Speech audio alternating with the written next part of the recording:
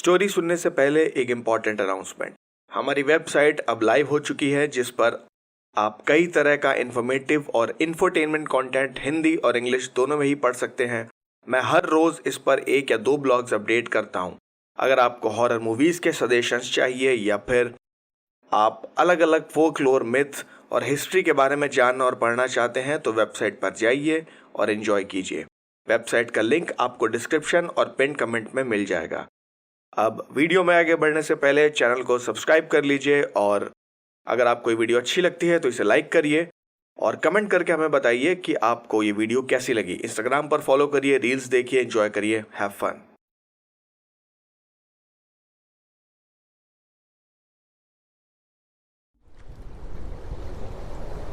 ये बारिश तो आज कुछ ज्यादा ही तेज हो रही है यार। लखनऊ एक्सप्रेसवे पर बने एक सर्विस स्टेशन पर अपनी रात की शिफ्ट में काम करते हुए सतीश ने खुद से ही ये कहा। वो अंदर बैठकर एक मैगजीन पढ़ रहा था। उसकी 12 घंटे की शिफ्ट में 6 घंटे अभी बाकी थे और बारिश थी कि रुकने का नाम नहीं ले रही थी। टप टप गिरती बूंदों की आवाज जैसे एक बैकग्राउंड म्यूजिक की तरह कई घंटों से बस आती ही जा रही थी। पर पिछले 1 घंटे में बारिश कम होने की बजाय और भी बढ़ गई थी। तेज हवाओं से बारिश की बूंदें खिड़की पर टकरा रही थी। इस तूफानी रात में 2-4 फीट से आगे कुछ भी दिखाई नहीं दे रहा था। पर इस भयंकर बारिश में भी कुछ गाड़ियां थीं जो तेजी से अपनी मंजिल की तरफ बढ़ी जा रही थीं। ये कौन लोग थे जिन्हें इस खतरनाक मौसम की परवाह ही नहीं थी? अगर इनका एक्सीडेंट हो गया तो? सतीश बैठा बैठा यही सोच रहा था। सोचते सोचते उसके मुंह से निकल गया, बस ऐसे में लाइट ना जाए यार। पीछे से उसके साथी राजू ने कहा, चली भी गई तो तुम क्या उखाड़ लोगे? सतीश उठकर बोला, अरे राजू भैया, ऐसे समय कम से कम ये मनहूस बातें तो ना करो। सतीश को रात में काम करने की आदत हो गई थी। वो पिछले कुछ सालों से इस सर्विस स्टेशन में काम कर रहा था। ये एक बड़ी कंपनी का था।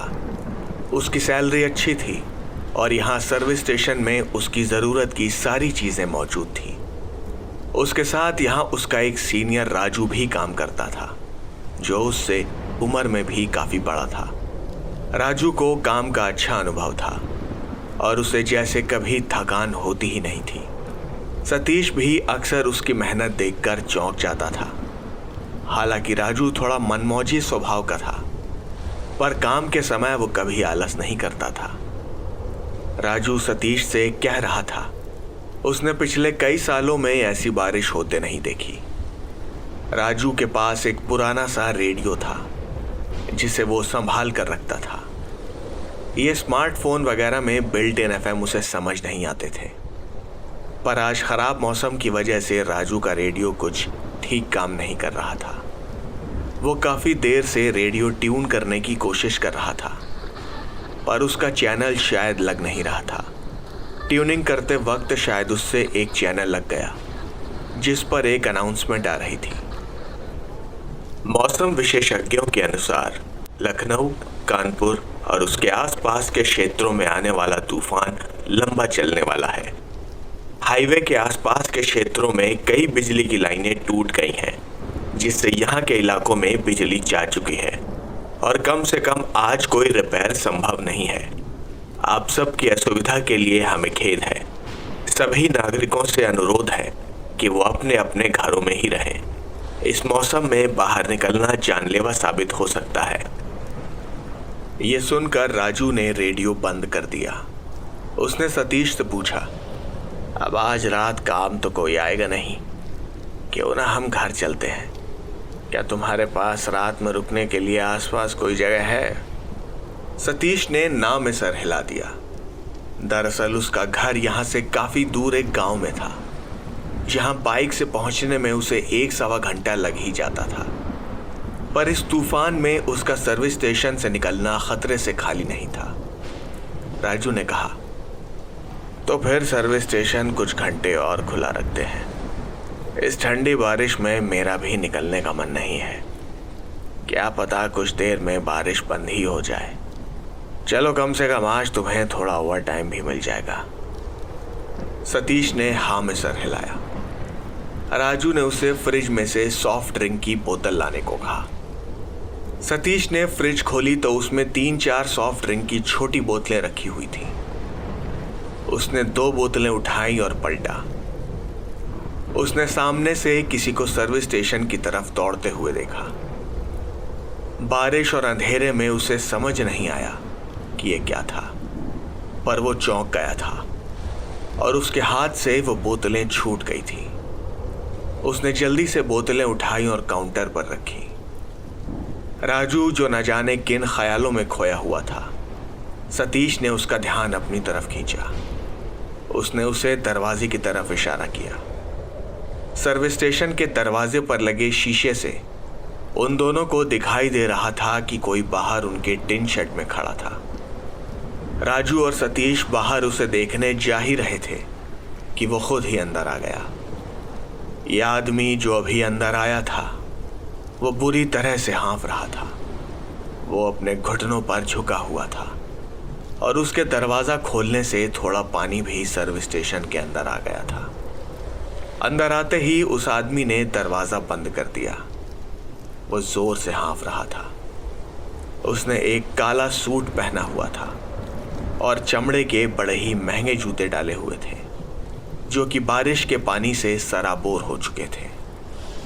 वो देखने में काफ़ी अमीर लग रहा था। राजू और सतीश अपनी जगह पर ही थे। कुछ देर में उस आदमी ने खुद को संभाला और सीधा खड़ा होकर उसने उन दोनों को देखा। उस अमीर से दिखने वाले आदमी की आंखों में आतंक था। उसे देखकर लग रहा था कि शायद उसकी कार का एक्सीडेंट हुआ होगा। वो अभी भी ठीक से अपनी सांसों पर काबू नहीं कर पाया था। राजू ने कहा, सर, आप कौन हैं? क्या हम आपकी कुछ मदद कर सकते हैं? उस आदमी ने अपनी उंगली ऊपर उठाई और राजू को रुकने का इशारा किया। अपनी सांस पकड़ते हुए वो बोला, तुम्हें मेरी मदद करनी ही होगी। मैं हाईवे से लखनऊ की तरफ जा रहा था कि मैंने एक गलत मोड़ ले लिया। इस बारिश में मुझे ठीक से दिखाई नहीं दिया और मेरी कार सड़क से नीचे उतर गई। मैं उसे वापस सड़क पर नहीं ला पाया। मेरी गाड़ी में मेरे बीवी और बच्चे फंसे हुए हैं। मेरा फ़ोन बारिश में पूरा भीग गया है और चल नहीं रहा है। मेरी गाड़ी यहाँ से बस 10-15 किलोमीटर दूर है। प्लीज़ मेरी मदद करो, प्लीज़ मेरी मदद करो। उसने सतीश को तुरंत ही फ़ोन करने का इशारा किया। सतीश ने लैंडलाइन उठाया तो वो डेड था और उनमें से किसी के भी सेल फोन में नेटवर्क नहीं आ रहा था। राजू और सतीश को देखकर वो आदमी जैसे और भी ज्यादा डर रहा था। वो बार बार उनसे कह रहा था कि वो अपनी बीवी बच्चों को कार में ज्यादा देर अकेला नहीं छोड़ सकता। उन्हें उसकी मदद करनी ही होगी। राजू ने कहा, ठीक है सर, हम एक काम करते हैं। हम आपकी कार तक चलकर आपके परिवार को यहाँ ले आते हैं और आपकी गाड़ी, उसे हम सुबह टो ट्रक से उठा लेंगे, ठीक है? ये सुनकर उस आदमी ने राहत की सांस ली। वो घुटनों पर बैठकर रोने लगा। राजू ने उसका नाम पूछा। उसने कहा, थैंक यू, रॉबिन नाम है मेरा। राजू ने अपनी जेब से सर्विस ट्रक की चाबियां निकालकर सतीश की तरफ उछाली और उस मीडियम साइज सर्विस ट्रक को बाहर लाने को कहा। जब तक सतीश ट्रक लेकर बाहर आया, तब तक राजू ने सर्विस स्टेशन अच्छे से लॉक कर दिया था। सतीश बाहर ट्रक में उनका इंतजार कर रहा था। सबसे पहले भागते हुए रॉबिन अंदर आया और पीछे की सीट पर बैठ गया। अब तक राजू भी आकर सतीश के साथ वाली सीट पर बैठ गया था, पर उसका चेहरा थोड़ा बदला हुआ था। राजू कभी भी इतना शांत नहीं रहता था। क्या रॉबिन ने उसे ऐसा कुछ बताया था जो वो ऐसा बर्ताव कर रहा था? उसने हाईवे पर इशारा किया और कहा, हमें आगे वाले टोल से थोड़ा पहले चलना है। इस वक्त हाईवे पर उनके सर्विस ट्रक और बारिश के पानी के अलावा कुछ और नहीं था। उस तेज बारिश की आवाज में भी उन्हें वहां सन्नाटा सा महसूस हो रहा था। ट्रक के वाइपर चल रहे थे और आगे 2-4 मीटर से आगे कुछ भी दिखाई नहीं दे रहा था। सतीश बड़ी ही सावधानी से ड्राइव कर रहा था। कुछ दूर चलने के बाद रॉबिन ने इशारा किया। वो पतला सा मोड़ देख रहे हो ना, वहीं से मैंने अपनी कार मोड़ी थी। सतीश ने गाड़ी के शीशे पर जमा धुंध को अपने हाथों से साफ किया और देखने की कोशिश की। उसे वो रास्ता कहीं नहीं दिखा। वो गाड़ी थोड़ा और आगे ले गया और उसे वो रास्ता दिख गया। ये रास्ता, कोई भला इस रास्ते पर क्यों जाना चाहेगा? ये पेड़ों के बीच अच्छी तरह से छुपी हुई एक पतली सी सड़क थी। इसे तो दिन की रोशनी में भी देख पाना मुश्किल होता, फिर इस बारिश में। आखिर ये रास्ता रॉबिन को दिखाई कैसे दे गया था और उसने अपनी गाड़ी यहां मोड़ी ही क्यों? सतीश यही सोच रहा था।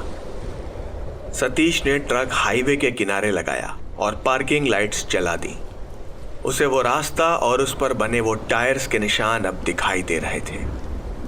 उसने रॉबिन की तरफ देखा और ट्रक उस रास्ते पर बढ़ा दिया।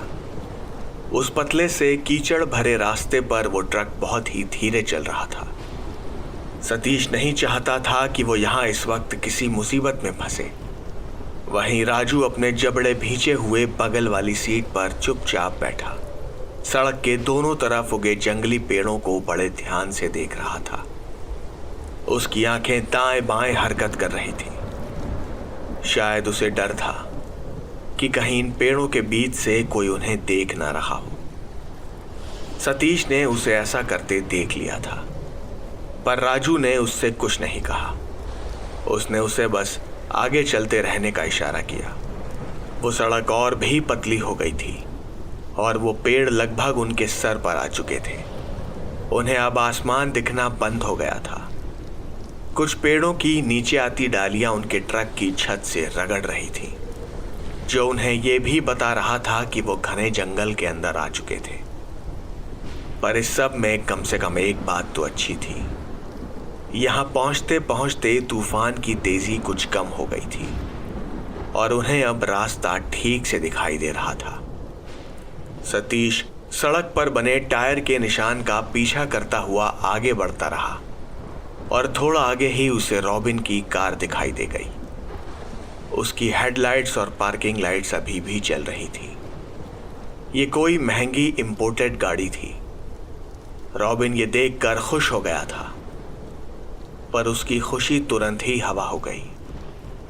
कार के पीछे के दोनों दरवाजे पूरे खुले पड़े थे और उसके अंदर कुछ भी नहीं था। सतीश का ट्रक कार से 8-10 फीट दूर ही था, पर रॉबिन बाहर निकलने के लिए उतावला हो रहा था। उसने कहा, जल्दी दरवाजा खोलो, प्लीज प्लीज जल्दी दरवाजा खोलो। राजू ने उसे रोकने की कोशिश की, पर वो नहीं माना। रॉबिन दरवाजा खोलकर नीचे कूद गया और भागकर उस पीली कार के पास चला गया। सतीश भी उसके पीछे जा रहा था, पर राजू ने उसका हाथ पकड़ लिया। उसने कहा, नहीं सतीश, तुम गाड़ी के पास ही रहना, मैं देखता हूं। राजू ने सतीश से इस तरह से कभी बात नहीं की थी। सतीश अभी भी ड्राइविंग सीट पर ही बैठा था। राजू ने धीरे से दरवाजा खोला और बड़ी ही सावधानी से नीचे उतरा। सतीश गाड़ी में कुछ ढूंढ रहा था। सतीश ने राजू की सीट के नीचे टटोला तो उसे एक पुरानी मगर सहेज कर रखी हुई देसी रिवॉल्वर मिली। सतीश जानता था कि यह गन अपनी सही जगह पर रखी हुई थी। वो दोनों हाईवे पर बिल्कुल अकेले होते हैं और ऐसे में राजू कोई चांस नहीं लेता। उस रिवॉल्वर पर थोड़ी ग्रीस लगी हुई थी, जो बता रही थी कि इसे हाल ही में साफ किया गया था। सतीश ने रिवॉल्वर अपनी जेब में रखी और ट्रक से बाहर आ गया। उस वक्त वो अपने ट्रक की हेडलाइट्स के ठीक बीच में खड़ा था। बाहर निकलते ही उसे समझ आ गया कि यहाँ कुछ तो गड़बड़ थी, क्योंकि यहाँ जंगल में एकदम शांति थी। सतीश को पेड़ों के पत्तों पर गिरती बारिश की बूंदों के अलावा कुछ भी सुनाई नहीं दे रहा था। ना तो झींगुरों की चिंचिनाहट, ना पतंगों की आवाज और ना ही छोटे जानवरों की आवाजें। कुछ भी नहीं। ये अच्छा संकेत नहीं था। राजू और रॉबिन दोनों ही उस पीली इंपोर्टेड गाड़ी को अंदर से देख रहे थे और रॉबिन अपने परिवार को आवाजें दे रहा था। राजू भी उसके साथ ही पेड़ों के बीच देखने की कोशिश कर रहा था कि शायद उसे रॉबिन के परिवार का कोई सुराग मिल जाए, पर ऐसा नहीं हुआ और शायद ऐसा होने का कोई चांस भी नहीं था। जहां वो पीली कार खड़ी थी उसके नीचे थोड़ी गहराई थी और राजू को लग रहा था कि शायद रॉबिन का परिवार उस तरफ चला गया हो, पर शायद ऐसा नहीं था। इस अफरा तफरी में सतीश कब गाड़ी से दूर होकर उन दोनों के पास आ गया, राजू को पता ही नहीं चला। जब तक सतीश गाड़ी के पास पहुंचा तो रॉबिन पेड़ों के बीच चला गया था। उस पीली कार का इंजन अब भी चालू था। सतीश ने अपनी कमर में फंसाई हुई टॉर्च निकाली और रॉबिन की तरफ रोशनी की। रॉबिन, जो कि अब तक उस सड़क से नीचे उतरकर पेड़ों के बीच पहुंच चुका था, उसने सतीश को हाथ से अपने पीछे आने का इशारा किया। सतीश ने भी उसे हाथ हिलाकर इशारा किया, पर पीछे से राजू ने उसे कहा, सतीश रुको। राजू की आवाज में चिंता और डर दोनों ही थे, पर अब तक सतीश सड़क से नीचे उतर चुका था। सतीश ने पीछे मुड़कर देखा तो राजू अब भी गाड़ी के पास ही खड़ा था। वो नीचे नहीं आया था। सतीश को बिल्कुल समझ नहीं आया कि राजू ऐसा क्यों कर रहा था, पर साथ ही उसे ये भी महसूस हो रहा था कि इस जंगल में कई आंखें हैं जो उसी पर टिकी हुई हैं, पर वो कौन थीं या क्या थीं, उसे इसके बारे में कुछ पता नहीं था। वो रॉबिन तक पहुंचा तो रॉबिन ने उसे जमीन पर इशारा किया। सतीश ने जमीन पर टॉर्च मारी तो उसे कई पैरों के निशान दिखे। उसने सोचा ये जरूर उसके बीवी बच्चों के ही होंगे, पर वो ये भूल गया था कि इस तूफानी रात में कोई भी अपनी गाड़ी छोड़कर क्यों इस घने जंगल में जाएगा। उसने एक और बात पर ध्यान नहीं दिया, वो ये कि उन तीनों लोगों में टॉर्च सिर्फ उसके हाथ में ही थी। तो फिर रॉबिन को अंधेरे में वो पैरों के निशान कैसे दिखाई दे गए? सतीश और रॉबिन करीब 5-10 मिनट तक उन निशानों का पीछा करते रहे, जो कि एक जगह पर खत्म हो गए। उसके आगे उन्हें कोई निशान नहीं दिखे। सतीश को अब डर लग रहा था। उसे राजू की बात भी याद आ रही थी। रॉबिन ने उससे पूछा, यह जंगल में हमेशा ऐसी ही शांति रहती है क्या? सतीश ने ना में सर हिलाया। उसने कहा, मुझे कुछ ठीक नहीं लग रहा। हमें वापस चलना चाहिए। हम किसी तरह पुलिस के पास जाते हैं और देखते हैं वो कैसे हमारी मदद कर सकते हैं। सतीश की बात सुनकर रॉबिन थोड़ा निराश हो गया था, पर उसने उसकी बात मान ली। वो दोनों वापस जाने के लिए पीछे पलटे ही थे कि एक आवाज ने उनके कदम रोक दिए। पापा, पापा। वो दोनों अपनी जगह पर ठिठक गए। 1-2 सेकंड्स बाद वो आवाज दोबारा आई, पापा। ये दूसरी आवाज पहले जैसी नहीं थी, पर शायद रॉबिन ने उन्हें पहचान लिया था। उसने कहा, ये मेरी बेटियों की आवाज है। सतीश के कुछ समझ नहीं आ रहा था। वो कुछ कहता या करता इससे पहले ही एक आवाज और आई, रॉबिन, रॉबिन। यह आवाज किसी औरत की लग रही थी। सतीश सोच रहा था कि आवाजें ऐसे एक एक करके क्यों आ रही हैं और ये ऐसी अजीब सी क्यों हैं। अगर ये सच में रॉबिन का ही परिवार है और उसे देख सकता है तो वो उनके सामने क्यों नहीं आ रहे? तभी रॉबिन ने एक बड़ा ही अनोखा काम किया। उसने सतीश के हाथ से टॉर्च छीन ली और ट्रक की तरफ भागने लगा। वो चिल्ला रहा था, मेरी बच्चियों, मेरी आवाज़ का पीछा करते हुए तुम इस ट्रक तक आ जाओ, मैं तुम्हें बचा लूँगा, मेरे पीछे आओ मेरी बच्चियों। सतीश बिल्कुल सन्न रह गया। उसे लगा था कि रॉबिन शायद उन आवाज़ों की तरफ जाएगा, पर वो तो उल्टे पैर भाग रहा था। इस बीच सतीश को राजू की आवाज़ भी सुनाई दी। अबे सतीश, जल्दी इस तरफ भाग कर आओ, जल्दी। राजू की आवाज़ से सतीश जैसे नींद से जागा। इससे पहले कि वो रॉबिन के पीछे भागता, उसे अपने आसपास कुछ आकृतियां दिखने लगी। ये अजीब सी काली परछाइयां थीं, जो ना जाने कहां से उसके इतने करीब आ गई थी। इस अंधेरे में भी वो इन्हें देख पा रहा था, क्योंकि वो इस अंधेरे से भी ज्यादा काली थी। वो उनके हाथ, पैर और सर तो देख रहा था, पर उनके अंदर कुछ नहीं था, कुछ भी नहीं, बस काला अंधेरा। सतीश के हाथ पैर काम नहीं कर रहे थे और उसे अपने कान के पास किसी के फुसफुसाने की आवाज़ भी आ रही थी, पर यह आवाज़ें क्या कह रही थीं उसे कुछ समझ नहीं आ रहा था, और वो आवाज़ें बराबर आ रही थीं। अभी रॉबिन ज़्यादा दूर नहीं गया था। सतीश ने अपनी पूरी ताकत इकट्ठा की और वो चीख पड़ा, पर इस बार रॉबिन भागा नहीं। वो जहां था वहीं अपने घुटनों पर बैठ गया और रोने लगा। सतीश फिर एक बार चिल्लाया, रॉबिन भाग, जल्दी भाग रॉबिन, जल्दी भाग। पर शायद अब तक बहुत देर हो चुकी थी। पीछे से राजू भी सतीश को लगातार आवाज लगा रहा था। सतीश ने भागते हुए देखा कि रॉबिन को उन आकृतियों ने घेर लिया था। उनमें से एक आकृति एक औरत की और 2 छोटे बच्चों की थी। रॉबिन गिड़गिड़ा रहा था, मुझे माफ कर दो, मैं तुम लोगों को छोड़कर चला गया। मैं तुम लोगों को छोड़कर नहीं गया था, मैं तो बस मदद लेने गया था, मुझे माफ कर दो।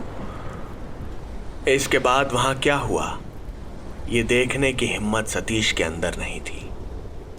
वो भागता रहा और पीछे से रॉबिन के चीखने चिल्लाने की आवाजें आती रहीं। वो चीखें इतनी भयानक थीं कि उन्हें सुनकर ऐसा लगता था कि किसी इंसान को एक ही वक्त में नोचा, काटा और जलाया जा रहा हो। उन परछाइयों ने रॉबिन के साथ कुछ बहुत ही भयानक किया था, जिसे सतीश बिल्कुल भी देखना नहीं चाहता था। सतीश भाग तो रहा था, पर उसकी रफ्तार ज्यादा नहीं थी। कीचड़ और घने पेड़ों की वजह से वो तेज नहीं चल पा रहा था, और उसे एहसास हो रहा था कि वो परछाइयां अब उसके पीछे आ रही थीं। रॉबिन खामोश हो चुका था, पर वहां खतरा भी टला नहीं था। राजू भी उसे बार बार आवाज लगाकर ट्रक की तरफ आने को कह रहा था। सतीश ने अपनी रिवॉल्वर निकाल ली थी, पर वो अंदर ही अंदर जानता था कि ये उसके किसी काम नहीं आने वाली। सतीश भागते हुए राजू के करीब पहुंच गया था, और उसके पीछे आती हुई उन परछाइयों की रफ्तार भी काफी बढ़ चुकी थी। सतीश किसी तरह सड़क पर चढ़ने की कोशिश कर रहा था, पर उस कीचड़ में ऐसा करना काफी मुश्किल था। तभी किसी चमत्कार की तरह राजू ने उसका कॉलर पकड़कर अपनी तरफ उसे खींचा, और सतीश एक ही बार में सड़क पर आ गया। सड़क पर पड़े हुए सतीश ने राजू को देखा। राजू ने उसे वैसे ही सड़क पर घसीटना शुरू कर दिया और खींचते हुए ट्रक तक ले आया। वो दोनों जल्दी से उस ट्रक में बैठ गए। ट्रक की रोशनी में उन दोनों ने उन परछाइयों को देखा। उन्होंने उस महंगी पीली कार को घेर रखा था। जंगल में सतीश को लगा था कि ये परछाइयां बस 10-12 ही होंगी, पर ये उससे कहीं ज्यादा थी। वो कम से कम 50 थी। सतीश ने बिल्कुल भी देर ना करते हुए ट्रक को तेजी से घुमाया और उस रास्ते पर गाड़ी दौड़ा दी। उसने एक्सेलरेटर से अपना पांव तब तक नहीं हटाया जब तक उसे हाईवे दिखाई नहीं देने लगा। वो दोनों सीधा सर्विस स्टेशन वापस पहुंचे और रात वहीं बिताई।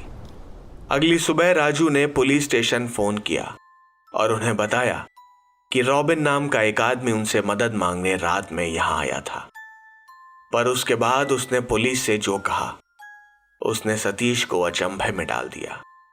उसने पुलिस से कहा कि तेज बारिश और तूफान की वजह से वो रॉबिन की मदद नहीं कर पाए और वो बदआवाज सा वहां से चला गया। सतीश ने राजू से पूछा कि उसने पुलिस से झूठ क्यों बोला। वह उन्हें सच भी तो बता सकता था और शायद रॉबिन और उसके परिवार का कोई सुराग पुलिस को मिल जाता। इस पर राजू ने सतीश से कहा, सतीश तुम मुझसे उम्र में काफी छोटे हो और मैं बस इतना कहूंगा कि यहां जंगलों से जितना दूर रहो उतना अच्छा, दिन में भी और रात में भी। राजू की बात सुनकर सतीश अड़ गया। उसने राजू पर दबाव बनाया तो उसने बोलना शुरू किया। राजू ने कहा, मेरी जवानी के दिनों में मैंने ऐसी परछाइयों को एक बार देखा था। मैं एक बार किसी के साथ जंगलों में घूमने गया था और उसके बाद मैं कभी जंगल नहीं जाता। पुलिस को वो पीली इंपोर्टेड गाड़ी जंगल में मिल गई थी और उन्हें वहां राजू की वो देसी रिवॉल्वर भी मिली थी। पर अजीब बात थी कि एक पुलिस वाला सर्विस स्टेशन आकर वो रिवॉल्वर राजू को वापस कर गया था, जबकि उसे गिरफ्तार करना चाहिए था। क्या पुलिस को इस सब के बारे में पहले से पता था? कुछ भी हो, उन्हें रॉबिन और उसके परिवार का कोई सुराग अब तक नहीं मिला था। इस हादसे के बाद सतीश को कभी भी सर्विस स्टेशन में नींद नहीं आई। वो अक्सर रात में उठ जाता था क्योंकि उसे लगता था कि कहीं ये परछाइयां उसका पीछा तो नहीं कर रही, क्योंकि अब उसे यकीन हो चुका था कि भूत होते हैं।